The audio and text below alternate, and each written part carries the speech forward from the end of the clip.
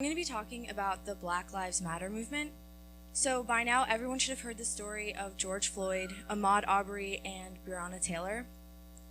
Just to refresh, George Floyd died May 25th, 2020. He was murdered literally in the streets by a cop in Minneapolis. Ahmaud Arbery died February 25th, 2020. He was murdered by two men in Georgia while he was on a jog. They made an assumption that he was the suspect the police were looking for and decided to take justice into their own hands. And Breonna Taylor died March 13th, 2020. She was murdered by police after entering her house in a no-knock warrant. She was not the person they were looking for. And while all of you guys have probably heard the whole saying, yes, like all lives do matter, but Black lives matter as well. There have been multiple analogies that have been floating over the internet that have done a very good job at explaining why people are saying Black Lives Matter and are so passionate about it. And I'm going to read it to you. It's also up there so you can read along with it. Well, I think that all lives matter. We should care exactly equally at all times about everything. All houses matter. I agree all houses do matter, but at the moment, the one house on fire should get more attention. But by saying that a burning house needs attention, aren't you saying all other houses don't matter? No.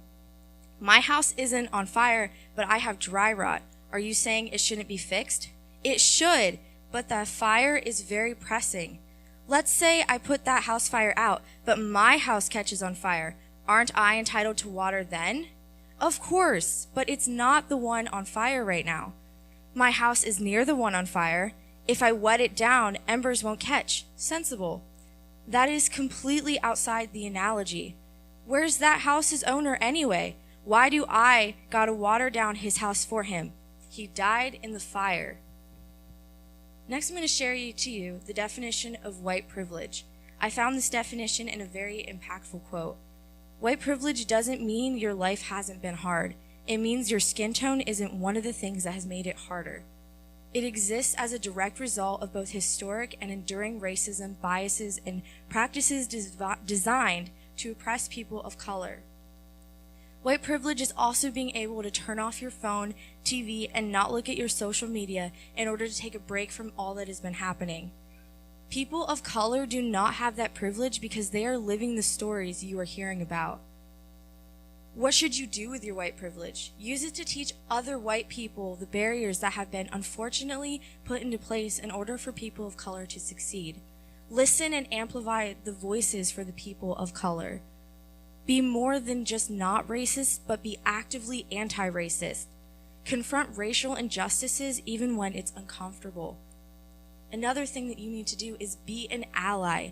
People of color are people. Be supportive of peaceful protests. Donate to organizations that are helping people affected by the after effects of these racial injustices. Research for understanding of the situation. There's so much going on. In order to know and understand what is going on, we need to break out of our comfort zone and look into why this is happening. For example, research why did the riots occur and why do they keep starting? Who is instigating them and why police officers are racial profiling? Speak up and actively do something about what is happening. Use your white privilege as a platform for activism. And in closing, people's skin color does not define who they are. Don't ever judge someone solely on the color of their skin. Think before you make a spur-of-the-moment judgment of someone. Be aware of what is happening in the world and choose not to add to the problem. Think about why you have these racial biases. Think about all of the reasons you were racial profiling. Think about why you laughed at the racist joke. Think about why you think it's okay to say that racial slur. Research facts and statistics before reposting something. Look up the stories people are referring to. Be an ally to your fellow human beings who are trying to feel safe in the world. Read up on the history of racism and racial profiling to better understand. And for the love of all good in the world, think about why everyone deserves to feel safe in the world.